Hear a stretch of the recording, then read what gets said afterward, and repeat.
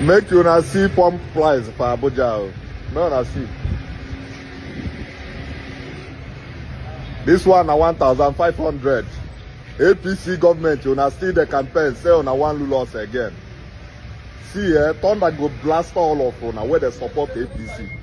Thunder go blast all of una. Now, una don dey notice say all of una go fail, ba?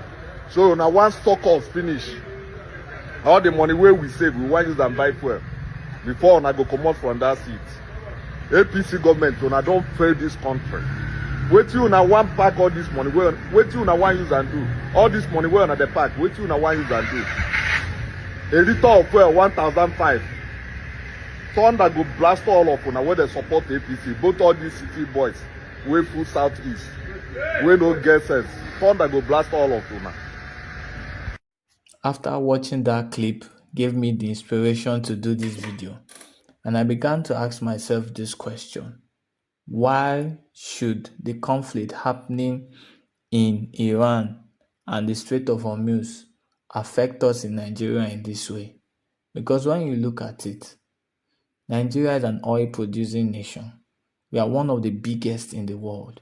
We produce roughly 1.3 to 1.6 million barrels of crude oil every single day, not weekly, every single day. And now in Nigeria, prices of transportation have increased, of goods, everything all around us has increased just because of this. So we begin to ask the question, what is the way out, and should it even affect us in this manner? Before tensions escalated in the Middle East, especially around Iran, Brent crude oil traded around $72 per barrel. Then when the tensions intensified, it now rose to $110 per barrel. Why did this happen? It's all because of fear. Oil markets are controlled heavily by expectations and uncertainty.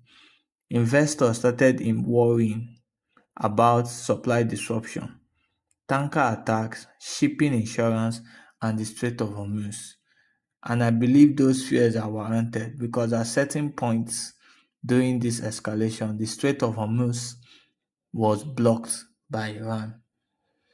The main issue is that 20% of the global oil supply passes through that region. Once markets fear disruption, oil prices can change quickly and speedily overnight. Here's where many Nigerians become confused. Nigeria exports roughly 900,000 to over 1 million barrels of crude oil daily, while the remaining is being sold to local refineries. So naturally, people begin to ask, if we produce oil, why are we suffering from global oil problems? And honestly, the question is very, very fair. But here's the problem. Nigeria historically exported crude oil and then imports refined petrol and other products back into the country, meaning we sold raw crude oil cheaply and bought refined fuel at global market prices, which means international crisis will definitely affect local pricing. So I began to ask my question, how much does Nigeria make from our oil exports? And that began my rabbit hole in trying to find out certain figures. And it became very interesting and mind-boggling. The federal government partners with oil exploration companies through joint ventures and production sharing contracts. Joint ventures are oil exploration done on land, while production sharing contracts are those operations done offshore. Now, in joint ventures, the federal government takes 60% of the revenue, while for PSC contracts, the federal government takes roughly between 55 to 60% from the revenue. Now, it's very good to point out this. This crude oil revenue is separate from taxes, royalties, licensing fees, and production profits. As at the current price today, Brent crude is sold at $105 per barrel. Nigeria's crude oil production daily could generate roughly $157 million daily in gross crude value. The government's estimated effective take could approach $90 to $95 million daily. That's potentially $2.8 billion monthly. And when we want to convert that to naira, it gives us roughly 4 trillion naira monthly. So Nigerians ask, if this amount of money exists, why are fuel prices still destroying people financially? So let's look at licenses. Nigeria also makes good money from oil block licenses, signature bonuses, lease renewals, and exploration rights. Some offshore oil blocks historically involved hundreds of millions, even billions of dollars and naira, as the case may be.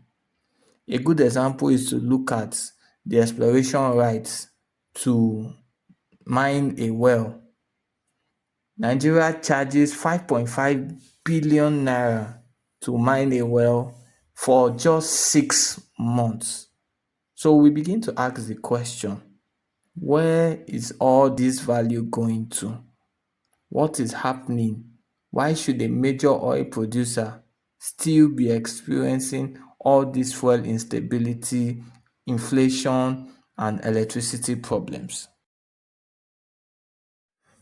Looking back over the years from the democratic regime, Nigeria has spent between 14 to 18 billion dollars to revive our refineries. And as we speak, none is operational. We are still finding it hard to make it work. While Dangote has built a refinery from ground up with $20 billion. So it begs the question, why hasn't our refineries worked? Simply put, this is a sign of systemic corruption and failure of the government to make our refineries work. Until today, we are still plagued by the same issues of yesteryears in the oil and gas sector. Looking at Dangote, many Nigerians believe the Dangote Refinery will completely solve this problem. And honestly, it could change a whole lot. The refinery currently has capacity of 650,000 barrels per day, potentially enough to produce 70 to 75 million liters of petrol daily. And by reports, Nigeria's estimated daily petrol demand is around 45 to 55 million liters. So in theory, it means that local refinery could satisfy national demand. But there has been reports of Dangote Refinery complaining that they are not having enough supply. And this begins to even raise another set of questions. Why Nigeria, being one of the biggest producers of crude oil in the world, still struggle to supply to our local refineries? Honestly, the Iran war may not be Nigeria's biggest problem. The deeper issue here is vulnerability. Countries with strong refinery systems, stable infrastructure and economy, countries with stronger currencies, and strategic fuel reserve absorb global shocks better.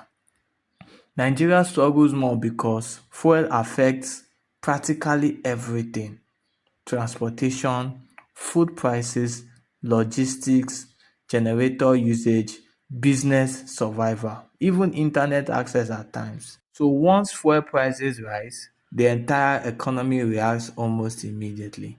And this is why I feel the government steps in to absorb some of this shock to make it easier for the masses.